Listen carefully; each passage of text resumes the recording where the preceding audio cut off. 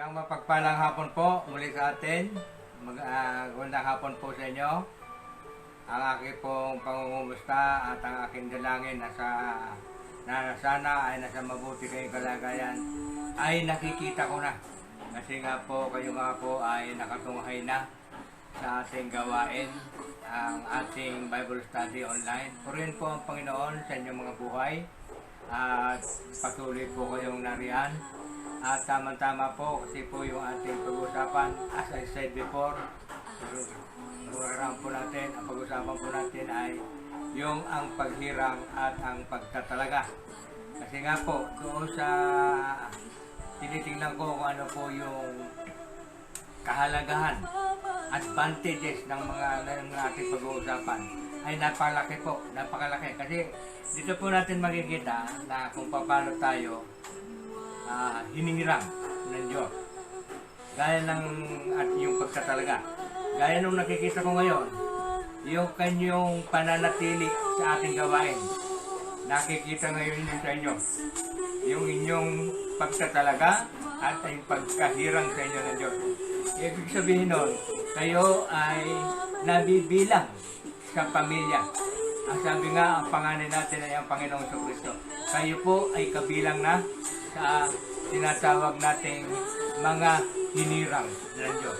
Kasi nga po, simulat sa Paul. So, day 1 po ng ating Bible study, ang foundation ng Milarpes family na siyang nag-advocate ng gawain ito, ay nakikita natin, nakita natin yung talagang sila ay nasa Panginoon, na sila ay itinalaga at kasama sa mga pinili ng Diyos. Kaya nga po, kaya ko sinasabi ito, kasi nga po, makikita natin, yung mga taong pinili ng Diyos, o hinirang ng Diyos, ay talagang sila ay yung marugdog ang kanilang pagnanais, na sila po ay makapakinig ng salita ng Diyos. Andun po yun. Pangalawa, yung handong po yung kanilang presensya, na sila po ay makaabot o makaunawa sa mga palatuntunan ng ating Panginoong Kristo. Kaya po rin po, Panginoon, yun po ang advantage. Kaya nga po pinag-aaralan natin dito. Mamaya po, mas matindi po yung ating mababasa. Kaya stay tuned po, makikita po natin doon sa aking conclusion. Meron akong babasahin na dalawang chapter ng Aklat ng Roma kung bakit napaka-importante ng pagkakahirang sa atin ng Diyos at ang pagtatalaga sa bawat isa sa atin. Purihin po ang Panginoon, dahil medyo mahaba-haba ngayon, hindi na ako gano'ng magpapaligoy-ligoy pa. Tayo po ay pupunta na sa ating pag-aaral ng salita. Ngayon nga po, ang sabi ko po, ang ating paksa ay ang tungkol po sa paghirang at ang pagtatalaga. Ang ating pong teksto ay ating matutunghayan sa Aklat ng Efeso. Lahat po ng may Bible na may hawak sa kanilang harapan ngayon ay pakibuklat po tayo sa New Testament, sa Aklat po ng Efeso. Sulat po ni Pablo ito sa mga iglesia ng Efeso, chapter 4, verse 5. Efeso chapter 1, verse 4 and 5. Okay? Efeso chapter 1, verse 4 and 5. Paulit-ulit po, no?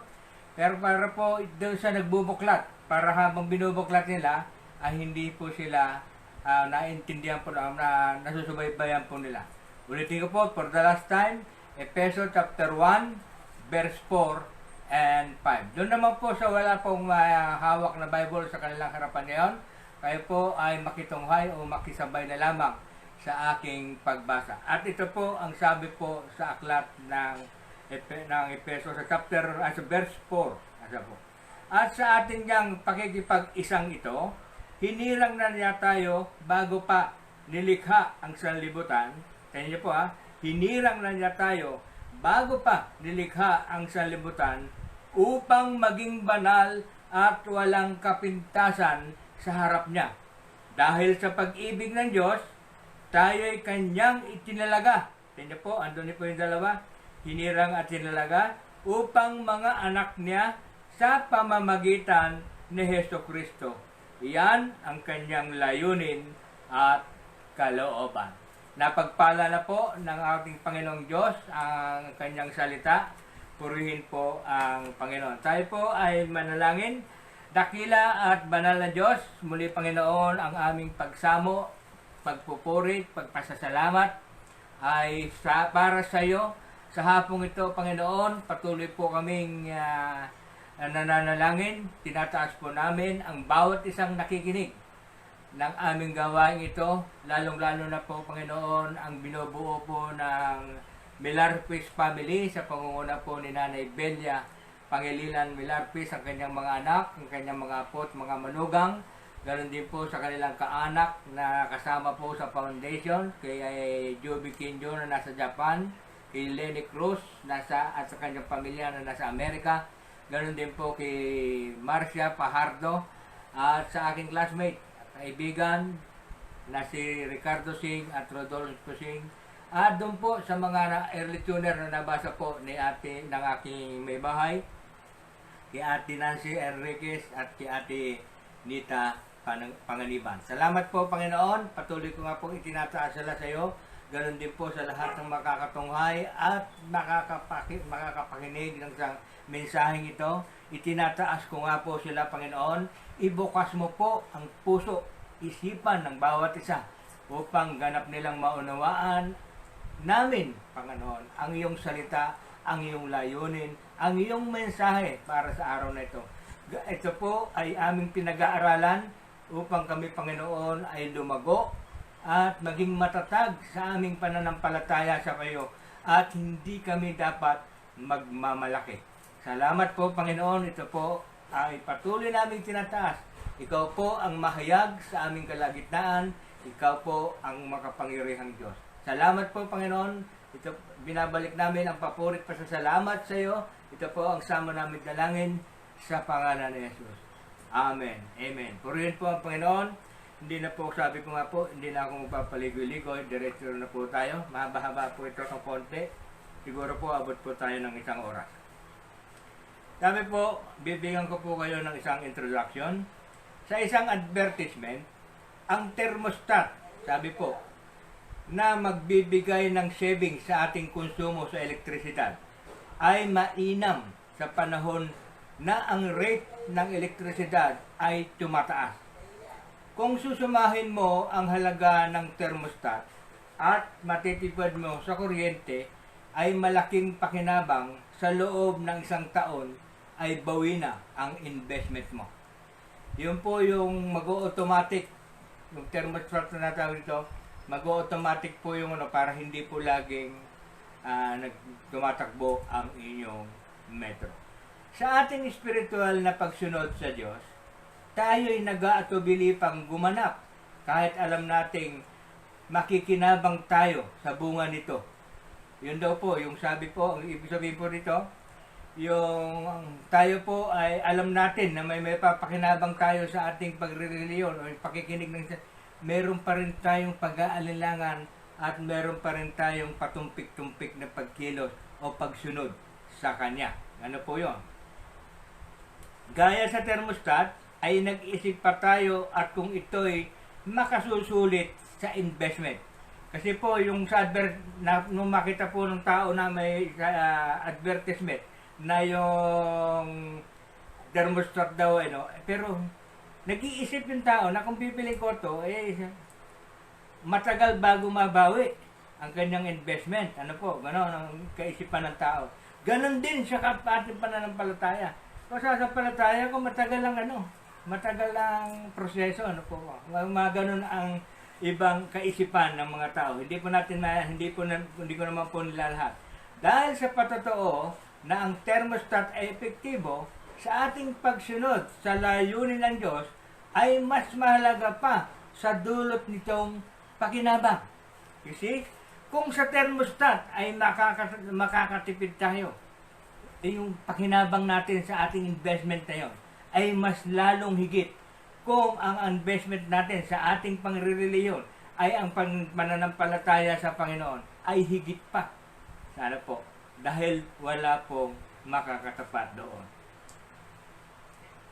Kung ang bawat Kristiyano ay kapos ng espiritualidad at atubiling bayaran ng ating commitment sa Panginoon, tayo'y pinapaalalahanan ni Apostol Pablo na gumanap at maging ehemplo sa mga mananampalataya. Sabi, basahin ko po yung aklat ng 1 Timothy chapter 4, verse 6 to 8.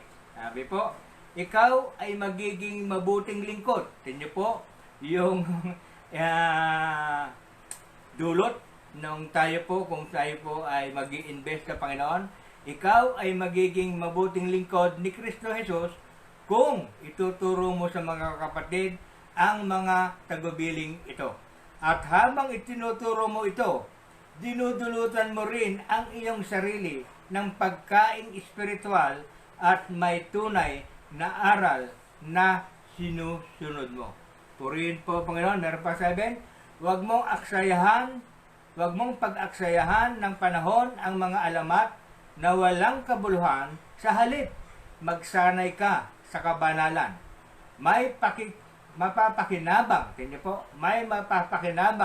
sa pagsasanay ng katawan, ngunit higit na pakinabang sa pagsasanay sa kabanalan, sapagkat may pangako. Tingnan po, hindi lamang sa buhay na ito, kundi maging sa buhay na darating. Tingnan po, mas higit ang pakinabang kung tayo po ay yung ating investment, yung ating pagtitiwala. Kung nagtiwala tayo sa thermostat, higit na magtiwala tayo sa ating i-invest, sa ating igugugol na panahon sa Panginoon, katulad ninyo na nakasubaybay na ngayon. Amen? Amen. Nakuha nyo na po. Sabi po sa isang English, that requires effort and discipline, that anyone who chooses to invest in godliness will find that his decision more than pays for itself, both in this life and in the life to come. Parang in English lang yung huli. Ano po? Purihin po ang Panginoon. At yun po, sabi ko po sa inyo, ang paghirang ay ayon sa kalooban ng Panginoon. Mamaya po, huwag po kayong magdaramdam. Meron po akong babasahin mamaya sa aking conclusion. Stay tuned para po tayo ay manatili sa Panginoon. Purihin po ang Panginoon. Dahil sa ating pong pag-aaral, atin pong nabasa na po yung ating teksto. Ang sabi po ay, at sa ating ang pagkikipag-isang ito, hinirang na tayo bago panilikha ang sanlibutan upang maging banal at walang kapintasan sa harapan niya. Dahil sa pag-ibig ng Diyos, tayo'y kanyang itinalaga upang maging anak niya sa pamamagitan ni Jesucristo. Yan ang kanyang layunin at kalooban. Purihin po ang Panginoon. Diyan po, dalawa lamang pong article ang ating mapag-uusapan, yung paghirang at yung pagtatalaga. Purihin po ang Panginoon. Doon po sa paghirang, sabi po, ang paghirang ng Diyos sa mga sumasampalataya kay Kristo ay isang mahalagang doktrina. Ano po? Para kay Apostol Pablo, sabi niya po sa Roma 8:29, sapagkat simula't simula pa'y alam na ng Diyos kung sino ang sa Kanya. Ang mga ito'y itinalaga niyang maging tulad ng Kanyang anak at sa gayoy naging panganay natin siya. Yung nga po, yung sinasabi ko, kayo pong mga sumusubaybay na talagang nag-aksaya o nagbigay ng oras, naglaan ng oras sa ating pag-aaral ng Bible study, ay naroon po yung inyong simpatya, yung inyong pananalig, yung inyong pagtitiwala sa Diyos, na alam nyo na meron kayong mapupulot. Amen? Praise God. Ngayon po, ang sabi po sa aklat ng Roma chapter 8 verse 29. Ganun din po sa Roma chapter 9 verse 11, ipinakikilala ng Diyos na ang pagpili niya ay ayon sa kanyang sariling panukala, prerogative ng Panginoon, Hindi, nasa kanya po yung pasya. Amen? Kaya nga po, yung pagsunod sa kanya ay napaka-importante. Ano po, ipapakita natin na tayo ay marubdob yung ating pakikitungo o pagtanggap sa kanya. Ulitin ko po, pinapakilala ng Diyos na ang pagpili niya ay ayon sa kanyang sariling panukala at hindi batay sa gawa ng tao. Sapagkat, bago pa ipanganak ang mga bata at bago pa makagawa ng mabuti o masama, yun po ang sabi po ng aklat ng Roma chapter 9. Bago pa, sabi po, at bago pa makagawa ng mabuti, mula pa pagkabata, siya po, yun po yung kanyang pagpili. Purihin po ang Panginoon. Ang paghirang po ay sa Grego, eklego. E-K-L-E-G-O. Eklego. Sa salitang Grego. Ay tumutukoy sa pagpili ng Diyos ng isang bayan na kay Kristo upang sila ay maging banal at walang kapintasan sa kanyang harapan. Yun nga po, yung dahil sa ating pananampalataya sa Panginoong Kristo, yun nga po ay isang requirement na tayo ay nakapiling na o kapiling na ng Diyos sa kanyang kaharian. Yung ating pananampalataya, yun po yung ating requirement yan. Yun po yung ating pagbibigay, pagsagot sa pagkakapili ng Diyos sa atin. Sabi po sa pangalawang Thessalonica chapter 2 verse 13 and 14, dapat kaming magpasalamat sa Diyos tuwina dahil sa inyo, mga kapatid, na minamahal ng Panginoon. Nagpapasalamat si Pablo Porsalito. Nagpapasalamat kami sapagkat hinirang niya kayo upang maunang pagkalooban ng kaligtasan sa pamamagitan ng kapangyarihan ng Espiritong nagpabanal sa inyo at ng inyong paniniwala sa katotohanan. Sabi ko na nga pa, tinawag kayo ng Diyos sa pamamagitan ng mabuting balita. Yung Bible. Amen. Kaya nga sabi ko yung nagbabasa ng Bible tinawag kayo ng Diyos sa pamamagitan ng mabuting balitang ipinahayag namin sa inyo upang makasama sa kalwalhatian ng ating Panginoong Jesucristo. Amen? Ang doktrina ng paghirang, ay kinapalolooban ng number 1. Andito po, meron po itong point 1. Ang doktrina ng paghirang ay kinapapalooban ng ang paghirang ay nakasentro kay Kristo. Amen? Number 1. Nagaganap lamang ito sa pagkikipag-isa kay Jesucristo. Hinirang na niya tayo. Yun po, yung sabi niya po sa verse 4, at sa atin ngang pagkikipag-isang ito, hinirang na niya tayo bago pa nilikha ang sanlibutan upang maging banal at walang kapintasan sa harapan niya. Amen? Yun po, yung pagkikipag-isa natin sa Panginoon.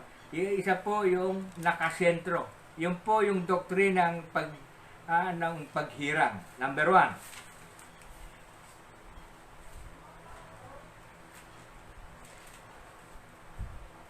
Sabi nga po, dito sa ating binasa. At ganoon din po sa aklat ng Mateo, chapter 12, verse 18 and 21. Ating pong babasahin ang Mateo chapter 12, verse 18 and hanggang 21. Naririto ang lingkod ko na ako rin ang humirang. Ang Panginoon Diyos ang nagsabi nito.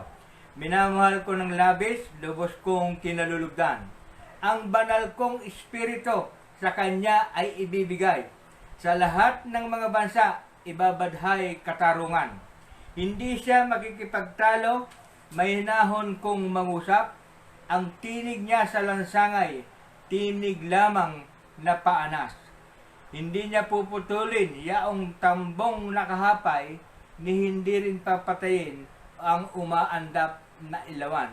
Hanggang ang itong katarungay mapagtagumpayan niyang ganap at ang pag-asa ng tao sa Kanya ay ilalaga. Purihin po ang Panginoon. Yun po ay yung sinabi po sa aklat ng Mateo. Kabilang po ito sa number 1 na ang sabi po, ang paghirang ay nakasentro kay Heso Kristo. Ganon din po, sabi po sa Isaiah chapter 42 verse 1, sinabi ni Yahweh, ito ang lingkod ko na aking itataas, na aking pinili at kinalulugdan. Ibubuhos ko sa kanya ang aking espiritu at sa mga bansa ay siya ang magpapairal ng katarungan. Kaya nga po, yung napaka-importante po na tayo po ay ang ating focus, kung ating pananalig, ang pananampalataya ay nasa Panginoong Jesucristo. Amen? Vice versa na po yun. Pag tinanggap niyo po ang Panginoong Jesucristo, tinatanggap niyo po ang Ama at ang Santo Espiritu. Pag tinanggap mo ang Ama, tinatanggap mo na rin ang Anak at ang Espiritu Santo. Amen? Purihin po ang Panginoon. Number 2, ang paghirang ay sa pamamagitan ng pagtubos sa atin ni Jesucristo sa pamamagitan ng kanyang kamatayan. Tingnan po, dahil nga hinirang tayo ng Panginoon, ibinigay niya ang kanyang buktong na anak. Di po ba? Kaya tayo hinirang, ay mahal tayo ng Diyos. Amen? Amen? Oh, dahil nga mahal tayo ng Diyos, dahil tayo kanyang hinirang, ipinagkaloob niya ang kanyang buktong na anak. Dahil sa kanyang kamatayan, pinawi niya ang ating mga kasalanan. Kasi po, hindi tayo makakapunta sa Ama kung tayo ay makasalanan. Kaya nga po, sa pagdaan o sa pamamagitan po ng ating Panginoon Jesucristo, we are sanctified. Tayo po ay, nabasa natin sa verse po, tayo ay ginawa ng banal. Amen? Praise God. Hallelujah. Nagpapaliwanag na naman, sabi ko, express tayo ngayon.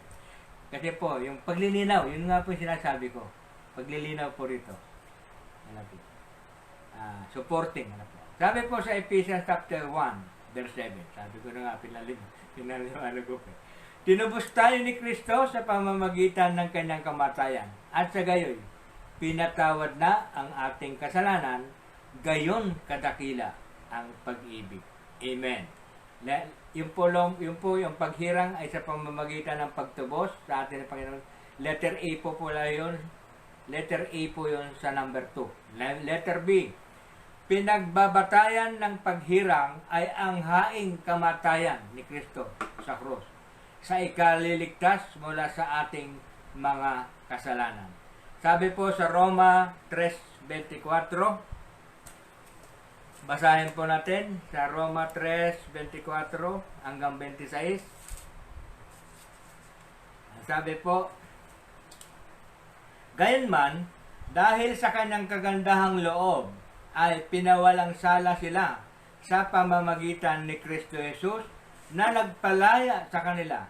Siya ang itinakda ng Diyos na maging handog upang sa pagbubo ng kanyang dugo ay may patawad ang kasalanan ng tao sa pamamagitan ng pananalig sa Kanya. Pinaliwanag ko pa, babasahin din pala natin.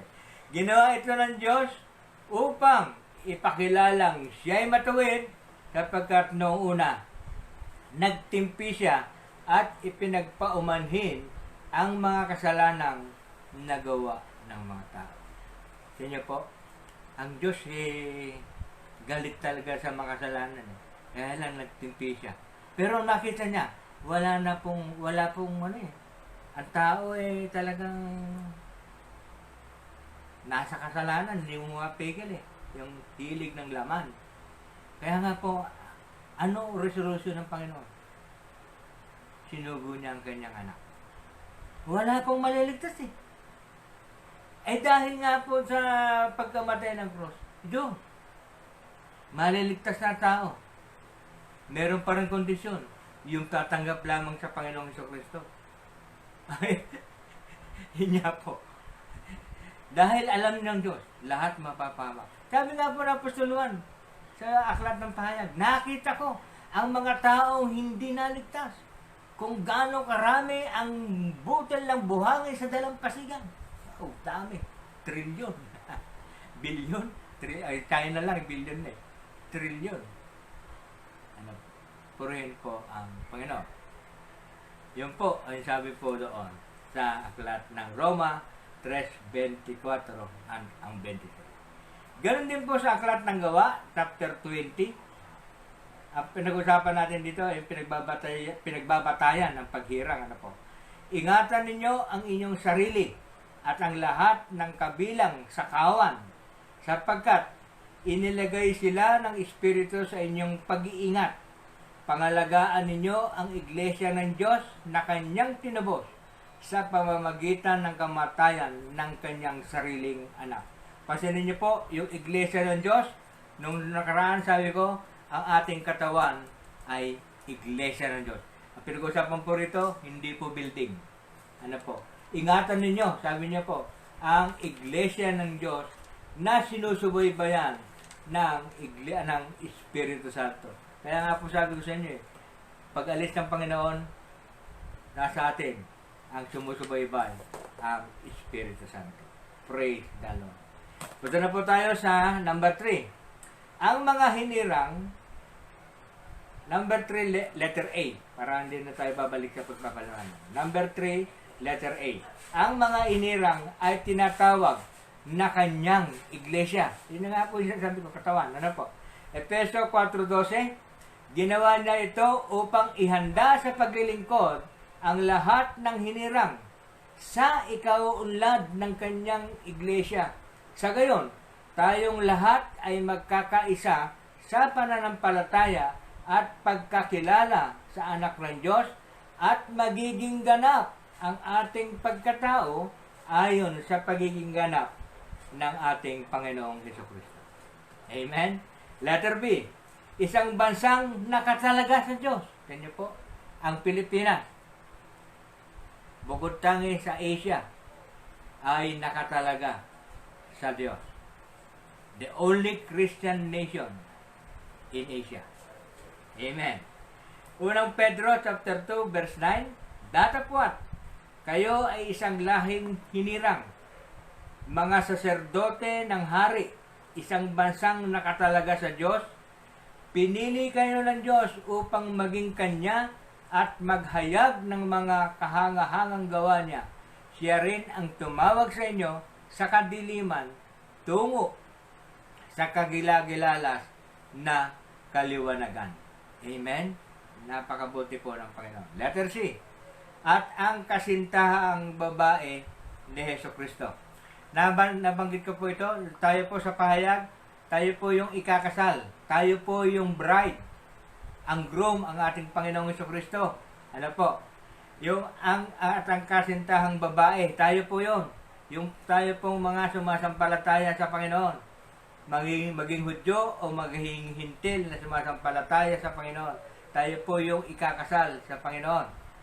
Magbibigay po ako ng konting dito. Ang Panginoon po, dahil nga ikakasal na po, di po ba ang groom ay nanliligaw? Tama po. Tayo po yung mga lalaki. Tayo po ay nanliligaw sa mga kasintahan. Amen? Pagkatapos mga paligawan, ay pupunta tayo sa pagkakasal. O magkasintahan muna, engage, tapos magiging mapupunta sa kasal. Ang Panginoon, o ang Diyos, kasama na po, ay matagal na pong lumiligaw sa mga tao. Magbalik na kayo sa amin. Yung po, yung paanyaya sa atin ng Diyos. Matagal na po silang nanliligaw sa mga tao. Sayang, kung ginawa ng Diyos sana na tayo ay hindi free will, ginawa ka na lamang na tayo, hindi pa tayo mapapariwara. Kaya lang, doon po nakita natin yung kadakilaan ng Diyos. Ginawa niya ang ating pasya ay free will. It's a matter of choice. not by transit. Yan po. Excuse me po.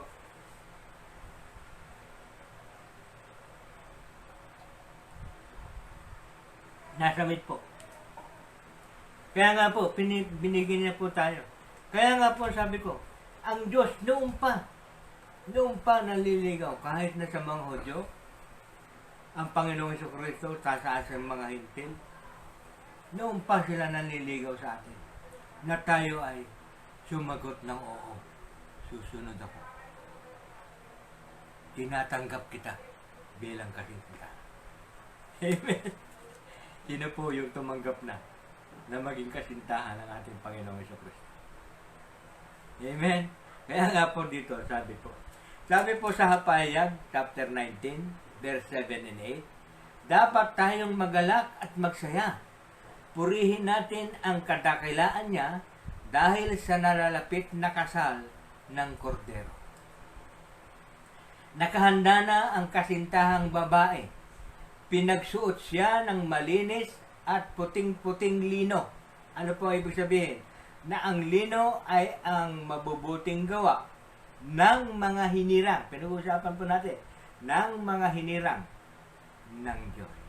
Kaya nga po, itong sabi ko po sa inyo, itong katawan na ito, papalitan ito. Kasi po ito, naging bahay, naging tahanan, naging templo ni Satanas. Itong katawan na ito ay naging makasalanan. Lahat po tayo. Lahat ng iglesia, lahat ng punong katawan ay tahanan ng Satanas. Kaya nga po, pag tayo ay pinili natin ang Panginoon, pumunta na tayo sa panig ng Panginoon, nagdudusa, naglulupasay si Satanas. Kasi po, nabawasan ang kanyang angkan. Kaya po, gusto nyo pong matuwa ang Panginoon o matuwa ang si Satanas? It is your choice. Amen. Praise the Lord. Punta na po tayo sa pang-apat. Kaya po tayo nag-aaral eh. Napag-aralan na din natin, who is on the Lord's side? Amen. Number 4. May letter A din po ito at letter B. Number 4, letter A, ang paghirang sa mga tao ay nananatiling nakasalig sa kanilang pangsariling pamumuhay na may pananampalataya kay Jesucristo at pakikipag-isa sa Kanya. Yan nga po, nakasalig doon sa ating pangsariling pamumuhay. Yung choice natin, yung tungkol sa ating pananampalataya. Roma chapter 8, verse 15 to 17. Ano po? Sapagkat hindi tayo tumanggap ng espiritu ng pagkaalipin upang muling matakot. Ang tinanggap ninyo ay espiritu ng pagiging anak at ito ang nagbibigay sa atin ng karapatang tumawag ng Ama, Ama ko. Ang espiritu nga ang nagpapatotoo kasama ng ating espiritu na tayo'y mga anak ng Diyos. At yamang mga anak, tayo'y mga takapagmana ng Diyos sa kasamang tagapagmana ni Kristo. Sapagkat kung tayo'y nakikipagtiis sa Kanya, tayo'y dadakalain din niya, din kasama niya. Pansinin niyo po, mula po tayo nung tayo ay nagkamulat, nagkaroon ng matinong o yung nasa maturity ng ating pag-iisip. Naisip-isip po natin kung ano yung, naisip ba po natin yung kung ano yung kinalalagay natin sa Panginoon? Naisip po ba natin yan? Dito po sa ating pag-aaral, nalalaman natin ngayon kung saan tayo pala, kung saan tayo nakalagay. Ano po? Kung tayo ba ay hinirang o pinili o itinalaga ng Diyos. Ngayon pa lamang nyo maunawaan na dapat pala tanggapin ko ang Panginoon. Dahil yun po ang katibayan na tayo ay hinirang ng Diyos. Ayon sa ating dito pinag-uusapan, ang paghirang sa mga tao ay nananatiling nakasalig sa kanilang pangsariling pamumuhay na may pananampalataya sa ating Panginoon sa Kristo. Nasasalig na po. Kaya nga po, napaka-importante na tayo po ay nasa Panginoong Kristo. Ganon din po sa letter B, pangunahing layunin ng Diyos. Yung pangunahing layunin ng Diyos, yung paghirang. Ano po? Efeso 2, chapter 2, verse 10, tayo'y kanyang nilalang, nilikha sa pamamagitan ni Kristo Jesus upang iukol natin ang ating buhay sa paggawa ng mabuti na itinalaga na ng Diyos para sa atin noong pamanguna. Yan niyo po. Andun na pala eh. Sabi ko nga po eh. Nung tayo may mature, hindi pa natin, wala pa tayo sa kaisipan na tayo pala ay hinirang. Ngayon, nalalaman natin, alam na po natin na gagawin natin. Kasi, yung pagtanggap natin ng maluwag na pagtanggap sa Panginoon, doon ang katibayan na tayo pala ay hinirang. Nakuha niyo po yung aral natin. Kaya nga po napakahalaga nito eh. Kaduktong ito nung ating pinag-aralan ng nakaraan. God is with us. Kaya nga po. Kasi kaya nasa atin ang Diyos. Kasi nga, tayo ay hinirang eh. Amen. Makulit si Kuya Mitchell. Amen. Amen. Okay. Yun po, yung pangunahing layunin ng Diyos. Ganon din po sa Efeso, chapter 1, verse 9 to 11. Yung pangunahing layunin, ha? Binigyan niya tayo ng karunungan at kabatiran, yung kaunawaan, upang lubos nating maunawaan ang kanyang lihim na panukala na isa sa katuparan sa pamamagitan ni Kristo. Pagdating ng takdang panahon, ang panukalang ito ay pag-isahin kay Kristo ang lahat ng nasa langit at nasa lupa. At dahil kay Kristo, kami naging bayan ng Diyos na nagsagawa ng lahat ng bagay ayon sa kanyang panukala at kalooban. Nangyari ito nang kami hirangin niya noong pamanguna. Amen. Ang tagal na pala tayong hinirang, kaya ngayon. Kaya pala kayo nag-advocate ng gawain eh, para ma-cultivate yung inyong pananampalataya. Amen? Amen. Sabi nga po yung pag-isahin. May kanta po rito eh. Pag-isahin mo ang laman ng aming puso. Pag-isahin mo ang laman ng aming isipan. Bikisin ng iyong pag-ibig. Bikisin ng iyong pagmamahal. Jesus, maghari ka sa aming buhay. Ganda, no? Pag-isahin. Yung po yung panukala ng Diyos. Pag-isahin tayo, mga kanyang mga anak. Amen? Dapat naman, kasi magkakasama tayo sa langit. Amen? Wala pong magpapaiwan sa inyo. Mga nasa frontliner, mga nasa foundation. Huwag kayo magpapaiwan. Baka kami ni Sister Oring nang masama. Malulungkot kami, hindi namin kayo kasama. Praise the Lord.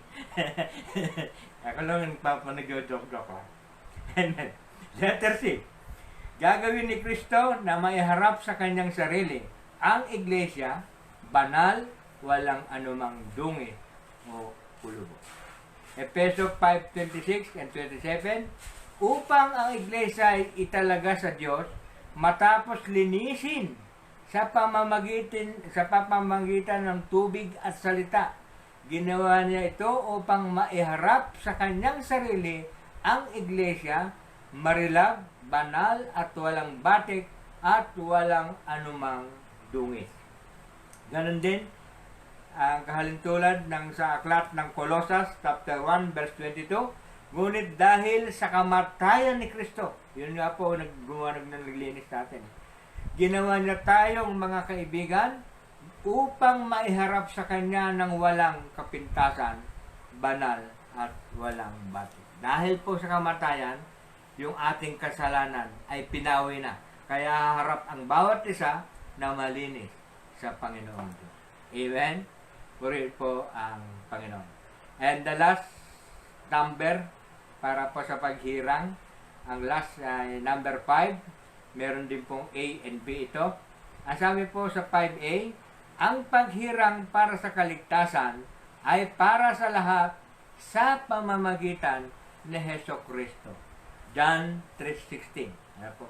Ang paghirang para sa sanlibutan, para sa kaligtasan ay para sa lahat sa pamamagitan ng Hesukristo. Ano po sabi sa John 3:16 and 17? Kayo na lamang ang pag-ibig ng Diyos sa sanlibutan, kaya't ibinigay niya ang kanyang buktong na anak upang ang sino mang sumampalataya ay hindi mapahamak kundi magkaroon ng buhay na walang hanggan. Yun po yung sa 16. Ito po yung sa 17.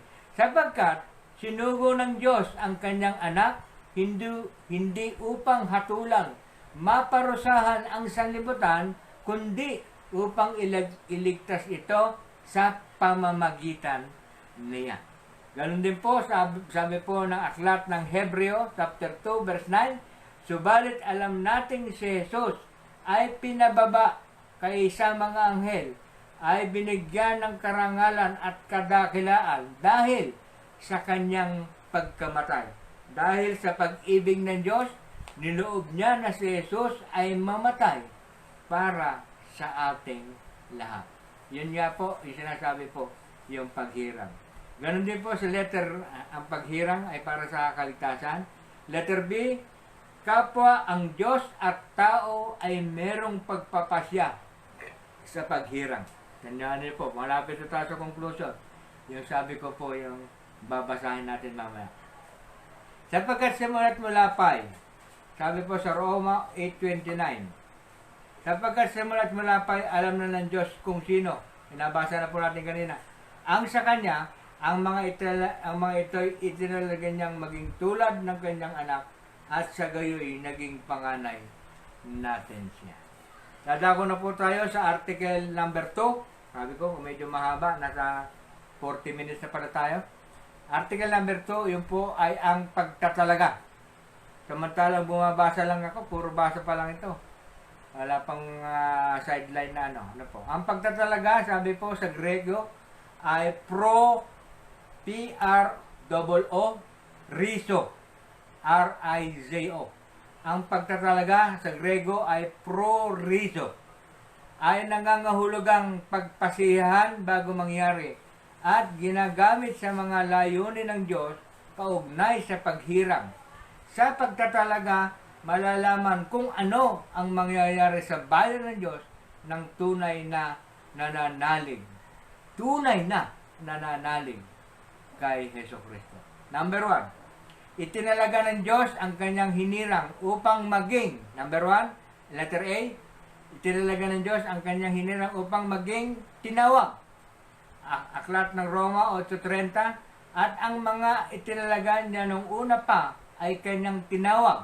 Ang mga tinawag niya ay kanya ring pinawalang sala, at ang kanyang pinawalang sala ay kanyang binigyan ng karangalan. Letter B, pinawalang sala, Roma 3:24, nabasa na po natin kanina, 3:24. Gayon pa man, dahil sa kanyang kagandahang loob, ay pinawalang sala sila sa pamamagitan ni Hesukristo na nagpalaya sa kanila. Letter C, magkakamit ng lubos na kaligtasan. Yun po yung magtatalaga. Yun tayo po yung magtatalaga. Ang Espiritu ang katibayan ng mga pangako ng Diyos sa ating mga hinirang hanggang sa kamtan natin ang lubos na kaligtasan. Purihin natin ang kanyang kadakilaan. Letter D, tatak ng pagkahirang. Efeso 1:13, kayo nga'y naging bayan ng Diyos nang kayo'y manalig sa Kanya matapos ninyong marinig ang salita ng katotohanan, ang mabuting balita na nagdudulot ng kaligtasan, kaya't ipinagkaloob sa inyo ang Espiritu Santong ipinangako ng Diyos bilang tatak ng pagkahirang sa inyo. Sabi ko nga po sa inyo, yung Espiritu Santo ang siyang tatak at siyang umaalala sa atin. At pupunta na po tayo, dalawa lamang po yung number ng pagtatalaga, 1 and 2. At ito po sa number 2 ay wala pong letters dito na ka-subpoint. Ang pagtatalaga, sabi po sa sa number 2 ng pagtatalaga, tulad ng paghirang ay tumutukoy sa pangkalatang katawan ni Kristo at mauunawaan lamang ang bawat isang tao sa kaugnayan nila sa katawan sa pamamagitan ng isang buhay na pananampalataya kay Heso Kristo. Sabi po sa Aklat ng Gawa, ito po yung paliwanag doon. Sabi ko po, ako po ay cross-reference para po yung Bible na sasagot doon sa article. Ito po sabi po sa Aklat ng Gawa, chapter 2, verse 38 and 39. Sumagot si Pedro, pagsisihan ninyo at talikdan ang inyong mga kasalanan at magpabautismo kayo sa pangalan ni Heso Kristo upang kayo'y patawarin at ipagkakaloob sa inyo ang Espiritu Santo. Napag-usapan na po natin to. Sapagkat ang pangako'y para sa inyo at sa inyong mga anak at sa lahat ng nasa malayo sa bawat tatawagin ng Panginoong Diyos. Amen. Purihin po ang Panginoon. Yun po yung ating Article 1, ang paghirang, at ang Article 2 ay ang pagtatalaga. Naipaliwanag ko na po sa inyo ang advantages nito, katulad po sa aking introduction kanina. Sabi ko na po ang advantages kung bakit napaka-importante malaman natin yung paghirang ng Diyos at yung ating pagtatalaga. Dadako po tayo sa ating conclusion. Tayo po ay nasa 45 minutes na. Ang paghirang at pagtatalaga ay layunin ng Diyos. Una, sa mga taga-Israel. At maging ang mga Hentil. Tayo po yun. Pag sinabi pong Israel, mga Hudyo, ang Hentil, ibang bansa. Ano po? Upang ipakilala niya ang kanyang kadakilaan. Dati sa mga taga-Israel lamang nakasentro ang habag ng Diyos. Ngunit ang mga ito'y naging matigas ang ulo at pabago-bago ng pakikitungo sa Diyos. Amen. Puputulin ko muna po doon. Bakit po? Kung kayo po ay nagbabasa ng Bible, kung umpisa niyo po sa Genesis hanggang po sa huli, bago ganun po ang katatayuan ng Hebreo, yung mga Israelita. Tingnan niyo po. Sila po up and down sa Diyos. Nananagana sila, nananahimik, may kapayapaan pag sila ay nasa Diyos, ang pinuunan nila. Pero pag sila ay unti-unti na tumatalikod sa Panginoon, sila po ay nasasakop ng mga bansa, nagiging alipin, nagiging buwan. Natatalo. Ano po? Ganun po ang takbo. Kung kayo po ay nababasa. Ganun po ang takbo ng sa lumang tipan. Kaya nga po, dito po sabi po rito, upang ipakilala niya ang kanyang kadakilaan dati sa mga taga-Israel lamang nakasentro ang habag ng Diyos. Ngunit, ang mga ito'y naging matigas ang ulo at pabago-bago ng pakikitungo sa Diyos. Sa mga Hentil na hindi rin masunurin, tayo po yun, ay kinahabagan sa panahon ng pagsuhay ng mga Hudyo. Tingnan po, ang Diyos ay dakila sa kanyang kaloob, pasya at pagtawag sa mga handang magtalaga at pasakop sa Kanya. Yun na po, nasabi ko merong dapat pagtatalaga.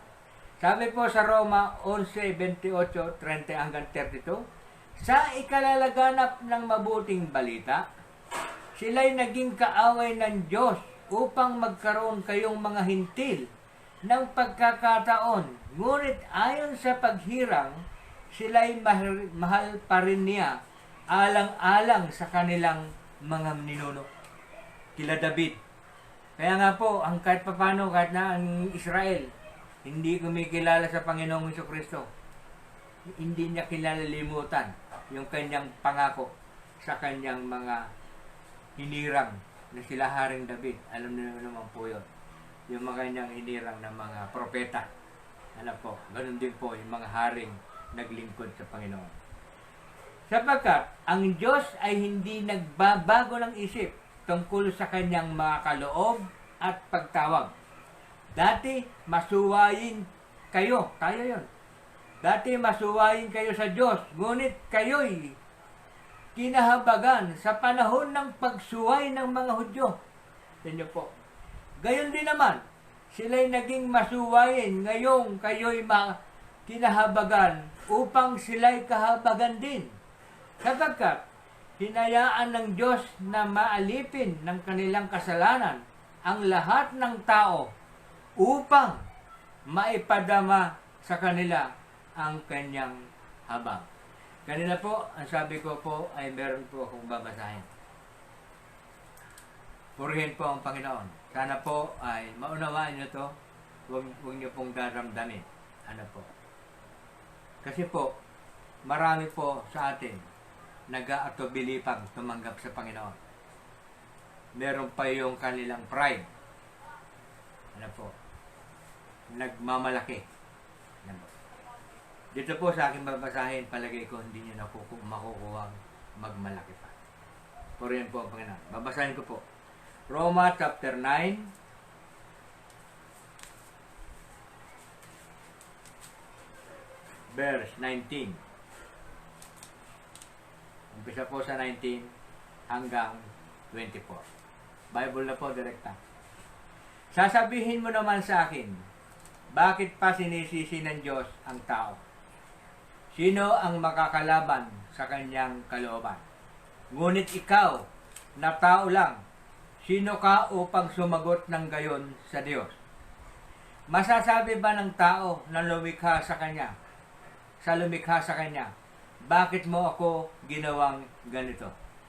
Wala bang karapatan ang magpapalayok na gumawa ng isang kasangkapang mamahalin at isa namang kasangkapang mumurahin mula sa isang limpak na luwad? Ano po yung luwad? Putik. Bagamat, ibig ipakita ng Diyos ang kanyang puot at ipakilala ang kanyang kapangyarihan, buong tiyaga pa rin niyang pinagtiisan ang mga taong dapat nang parusahan at lipulin. Ginawa niya ito upang ipakilala ang kanyang walang pagkapantay na kadakilaan sa mga taong kanyang kinahabagan na noong una pa'y inihanda na niya para sa kalwalatian. Yung po yung sabi ko kanina, yung pagkahirang. Kaya kakonektado po ito sa ating paksa, kaya gusto kong binasa sa inyo. Tayo ang tinutukoy na tinawag niya hindi lamang sa mga Hudyo, kundi mula rin sa mga Hentil. Ganito ang sinasabi. Hindi ko na pababasahin yun. 24, tayo ang tinutukoy na tinawag niya hindi lamang sa mga Hudyo, kundi mula rin sa mga Hentil. Lilipat po tayo sa 11, 13 to 22. Ito po. Pamasahin ko po.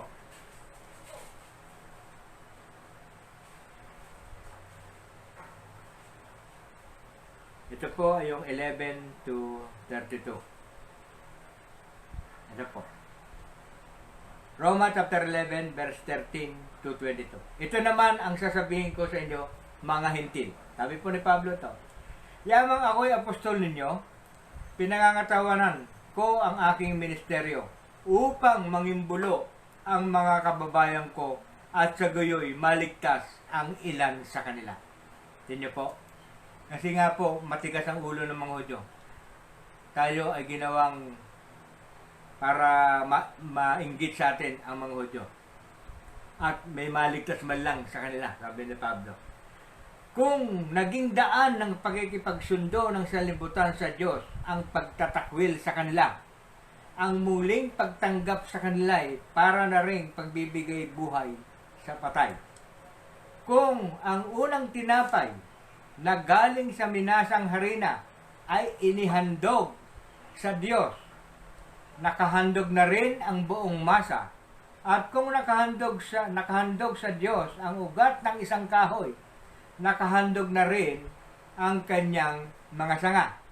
Kung pinutol ang ilang sanga ng tunay na olibo at ikaw na isang sanga ng olibong ligaw ay iniyugpong upang ikaw ay makabahagi sa dagtang galing sa ugat, hindi ka dapat magmalaki.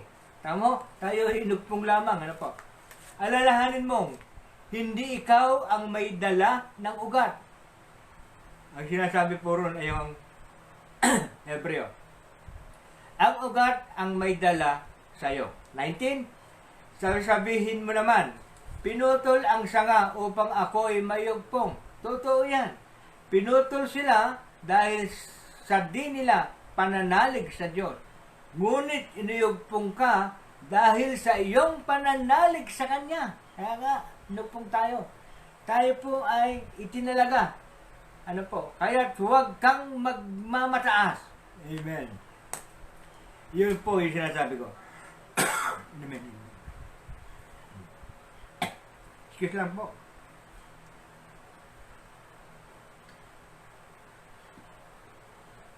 Inyo po. Kaya huwag kang magmamataas. Sa halip ay matakot ka.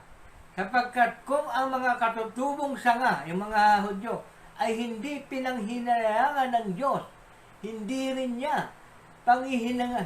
rin niya panghihinayangan. Amen. Yun nga po, kung ayaw mo. Hindi ba ganun, parang ganito eh. Kung ayaw nyo sa akin, para sabi ng Diyos ganun eh. Ayaw nyo. Bahala kayo. Parang ganun ha. Tingnan niyo po. Kaya huwag kang magmamataas. Sa halip ay matakot ka, sapagkat kung ang mga katutubong sanga ay hindi pinanghinayangan ng Diyos, hindi ka rin niya panghihinayangan. Dito'y makikita natin ang kabutihan ng Diyos at ang kabaksikan niya. Mabagsik siya sa mga hindi nananalig sa Kanya. Subalit mabuti sa inyo kung mananatili kayo sa Kanyang kabutihan. Kung hindi, ikaw may puputulin. Amen? Ang mga Hudyo ay may durugtong muli. Hanggang doon lamang po. Purihin po ang Panginoon. Tingnan niyo po, doon po sa aking panawagan, kailan po kayo tatanggap sa Panginoon? Kailan niyo po itatalaga ang inyong sarili? Huwag po kayong magmamataas, ang sabi po ito. At ito po yung paghuli sa 25, babasahin ko.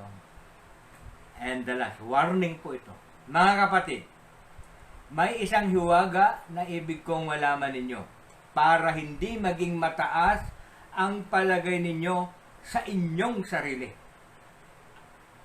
Ang pagmamatigas ng bayang Israel ay pansamantala, hindi panghabang panahon. Ito'y tatagal lamang hanggang sa makalapit sa Diyos ang kabuoang bilang ng mga hintil. Sa gayoy, maliligtas ang buong Israel. Amen. Ibig sabihin po, sabi ko nga po hindi po lahat ay maliligtas. Kahit po rito sa Pilipinas, the only Christian nation in Asia, marami pong hindi maliligtas. Hanggat di po sila tumatanggap sa ating Panginoon. Kapatid, mensahe po natin ngayon, nalaman natin yung kanyang paghirang ay noon pa. Nasa plano niya na. Tayo lamang ay nagpapatumpik-tumpik. Maaring nagmamataas pa tayo. Huwag na po. Huwag po kayo magmamataas. Yung ating kaligtasan ay awa. Dahil, Efeso 2:8, dahil sa kagandahang loob ng Diyos, ay naligtas kayo dahil sa inyong pananalig. Nahabag ang Diyos. Kasi kahit na nabasa lang natin, ang mga Israel, ang ating mga ninuno nila, nakita nila ang Panginoong Jesucristo. Namuhay sa Israel. Ngayon, itinatanggi nila sa Israel. Tayo, nakabasa lamang ng salita ng Diyos. Sumampalataya na tayo at nanalig na sa Panginoon. Gaano katindi yun? Kaya ang habag ay napunta po sa atin. doon lamang po sa tatanggap sa Panginoon. Purihin po ang Panginoon. Dako na po tayo sa ating panalangin. Praise God. Mabigat po, pero may aral. Purihin po ang Panginoon. Karagdagang kaalaman na naman po sa bawat isa na sana ay matanim sa ating mga puso ang salita ng Diyos na ating natunghayan sa araw na ito. Mabigat po. Ipapanalangin po natin yung hanap buhay, kalakasan ng ating mga pisikal at espiritual na buhay.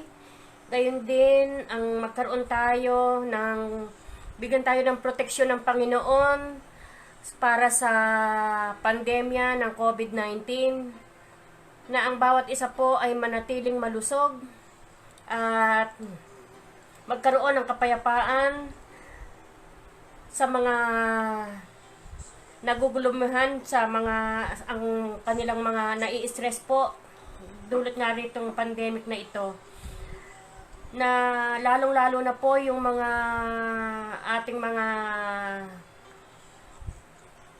lumalabas pag araw po ng labas, yung mga ating pong mga anak, kaibigan na nagsisipaghanap buhay, na palagi nang magkaroon ng proteksyon para po sa COVID-19. Gayon din po, prayers para kay Remedios Santos at kay Francis Pulido na pareho pong nagdadialysis.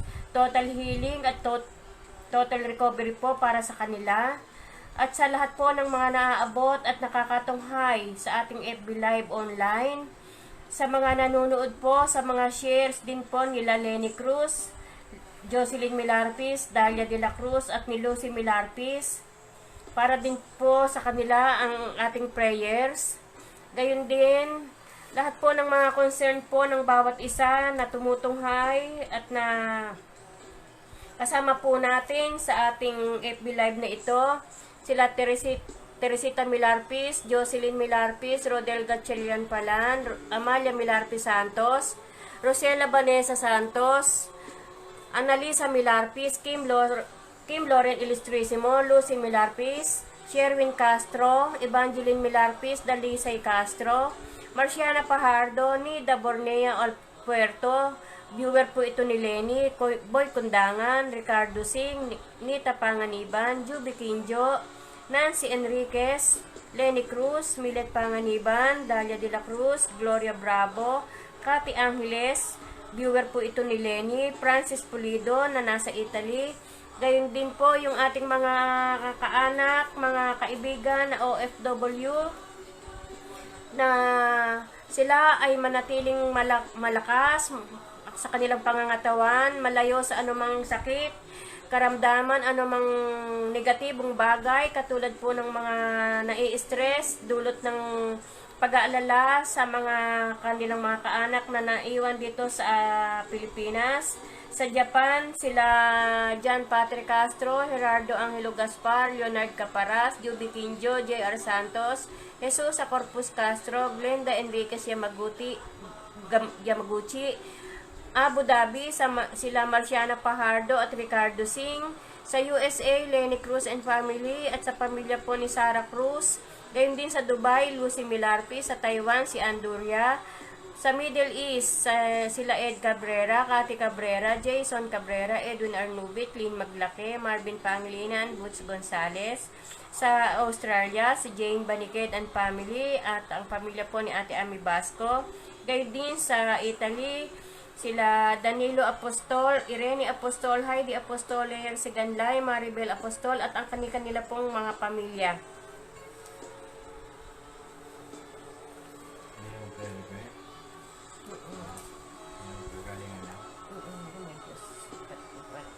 Parang nagdadialysis. Ang mga prayer request po yung hanap buhay, kalakasan ng ating physical, proteksyon ng lahat para sa pandemic, at mga atin din pong panalangin yung mga nanonood sa mga shares nila ang ating mga kapatid. Shares po ni Lenny Cruz, ni Jocelyn Milarpis, ni Dalia de la Cruz, ba nag-share na rin? At Purihin ng Panginoon. Sabi ko nga po, yung pag-share, hindi po sa akin yun. Kayo po, yung malasakit niyo po, yung pagmamahal niyo sa friend ninyo sa Facebook. Hindi ko po sila friend. Ako po, hindi na ako mag-share kasi yung mga kapanood na po sa aking account, doon sa live na ito, napapanood na po ako ng mga friend ko sa Facebook. At yung nga po, yung mga nababanggit dito ng mga iba, nanliligaw sa amin upang kami ay bumalik sa iyo. Ganon kadakila ang iyong pag-ibig. Sa kabila na kami ay isang makasalanan, nariyan ka pa rin, Panginoon, nasanda kaming akayin at kaunin dito sa aming kanilalagyan. Salamat po, Panginoon, sa iyong kadakilaan. Salamat po, Panginoon, sa iyong pag-ibig. Muli, Panginoon, hayaan mo na kami ay humingi ng paumanhin ng tawad, Panginoon, sa lahat ng aming mga nagawang pagkakasala. Sa lahat ng aming nagawa, nasambit na hindi ayon sa iyong kalooban. Lord, gawin mo pong karapat-dapat ang aming panalangin sa hapong ito, na kami nga po, Panginoon, ay makalapit sa iyong trono ng may malinis na puso, sapagkat tunay nga po, Panginoon, na inaalis namin at hinihingi ng tawad sa iyo ang aming mga karumihan. Lord, sa hapong po ito, muli, Panginoon, ako may lumalapit sa iyo ng mga kahilingan ng mga hanap buhay para po sa mga walang hanap buhay. Dalangin ko po, Panginoon, ang iyong dakilang provision na ikaw po, Panginoon, ang patuloy na magsusupply ng aming mga pangangailangan ayon sa iyong mabuting kalooban, sapagkat ikaw ay Diyos ng awa, Panginoon. Kaya nga po sa oras na ito, Panginoon, inilalapit ko po ang lahat ng may kahilingan, Panginoon, ng trabaho, lahat ng may kahilingan ng magkaroon ng negosyo, lahat ng magkahilingan na magkaroon ng kalakasan, Panginoon. Dalangin namin, patuloy namin itinataas sila sa iyo, Panginoon. Lalong-lalo na, Panginoon, ang lahat ng nakakatunghay at tunghay sa aming gawain sa aming Bible study online na ito, Panginoon. Patuloy ko po silang itinataas sila sa iyo, Panginoon. Patnubayan mo po at gabayan ang bawat isa, O Diyos. Lalong-lalo na, Panginoon, ang foundation ng aming gawain na ito ng Bible study online sa Milarpis Clan, Panginoon. Sa pangunguna po ni Nanay Belia Milarpis, Panginoon. Sa kanyang mga anak, sa kanyang mga apo at mga manugang, Panginoon. Itinataas ko po, ganoon din po ang kanilang kaanak na si Joby Quinjo at Lenny Cruz, ganoon din po, Panginoon, kay Marcia Pajardo. Patuloy nga po, Panginoon, na sila ay iyong patnubayan. Abutin mo po ang lahat ng kanilang mga kahilingan, Panginoon. Huwag mo po silang lalagpasan, huwag mo po silang pababayaan, Panginoon, at bigyan mo po sila ng proteksyon laban sa COVID-19. Ganon din po, Panginoon, sa lahat po ng humihiling sa kanila ng hanap buhay at trabaho, O Diyos. Nakikita mo po ang kanilang pananalig sa iyo. Hindi po sila tumitigil ng paghingi at pagdulog sa iyo na humihingi ng trabaho at ikabubuhay nila, Panginoon. Lord, maawa ka po sa lahat po ng mga naapektuhan, lalong-lalo na po yung mga overseas na nabalitaan namin na nagkamatay sa abroad at doon po sa mga uuwi na wala pong may iuwi kahit konti, Panginoon. Dalangin namin, Panginoon, na bigyan mo po sila ng kaaliwan, bigyan mo po sila ng kalakasan ng loob. Dagdagan mo po ang kanilang pananampalataya sa iyo. Sapagkat tunay nga po, Panginoon, ang idinulot ng COVID-19 na ito, O Diyos, ay napakarubdob para sa aming mga tao na patuloy nga po nagpapahirap, Panginoon. Kaya, Panginoon, nagkakaisa po kami na inilalapit namin sa iyo ang COVID-19 na ito ay totally mawala na, Panginoon. Yes, Lord. In Jesus' name, in Jesus' name. At ganoon din pong patuloy po namin itinataas sa iyo ang total recovery po ni Rosario Santos, Remedios Santos, at kay Francis Pulido, Panginoon, sa kanilang nararanasang pagdadialysis, O Lord. Hayaan mo po, Panginoon, na sila po ay makalapit sa iyo sa pamamagitan po ng pananampalataya nila. Abutin mo po, Panginoon, ang kanilang mga kahilingan. Gamutin mo po at total healing po para sa kanila. Wala pong imposible sa iyo. Kung sila'y lalapit sa iyo ng taos puso at may pananalig na ikaw ang Diyos na dakilang manggagamot, sila nga po, Panginoon, ay iyong tutulungan. Salamat po, Panginoon. Ganon din po sa lahat po ng mga nakakatunghay sa mga shares ng aking mga kaibigan ni Lenny Cruz. Ganon din po sa share ni Jocelyn Milarpes, ni Dalia de la Cruz at Lucille Milarpes. Sa lahat po ng mga katunghay sa mga shares ng aming mga kapatid na ito, O Diyos. I-extend mo po, Panginoon, ang iyong pagpapala. I-extend mo po, Panginoon, ang iyong gabay, patnubay. Ganon din po ang kalakasan at kagalingan sa bawat isa. At dalangin ko rin po, Panginoon, tinataas po namin sa hapong ito, ang lahat po ng namumuno ng aming bayan, Panginoon. Simula po sa aming Presidente Rodrigo Roa Duterte, sa lahat po ng aming senador, lahat po ng aming mga congressman, at sa aming Governor Daniel Fernando, ganun din po sa aming Vice Governor Willie C. Alvarado, at sa lahat po ng board members, at lahat po ng empleyado ng Kapitolyo. Particularly, Panginoon, sa accounting office, sa pangunguna po ni Ma'am Marites Prenal at Ate Merly de Belen Paulino. Batid mo po at hindi po lingid sa iyo ang lahat ng kanilang mga pangalan. Sa lahat po ng staff na ito, hindi ko na po isa-isahin. Nakikilala mo po ang kanilang mga puso. Ang dalangin ko po, Panginoon, ang pag-iingat mo sa kanila sa COVID-19, pagpapala, kagalingan, kalusugan, kalakasan din po ay sumakanila. At dalangin ko po, Panginoon, ang wisdom na nanggagaling sa iyo, ang umiral sa kanila, upang sa kanilang mga ginagawa para sa paglilingkod sa bayan ay aming matamasa na ikabubunga ng kapayapaan at kaunlaran. Salamat po, Panginoon. Patuloy kang nangungusap. Patuloy kang naghahari sa amin. Salamat nga po, Panginoon, sa iyong paghirang. Nakita namin na kung paano mo kami inibig.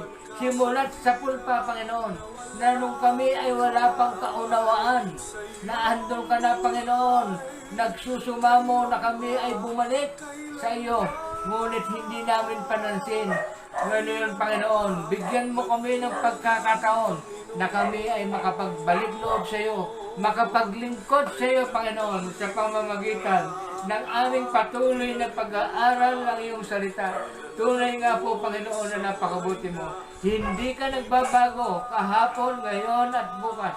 Ikaw ang Diyos na makapangyarihan na magpapagaling sa lahat ng may mga karamdaman, lalong-lalo na, Panginoon, ang iyong lingkod.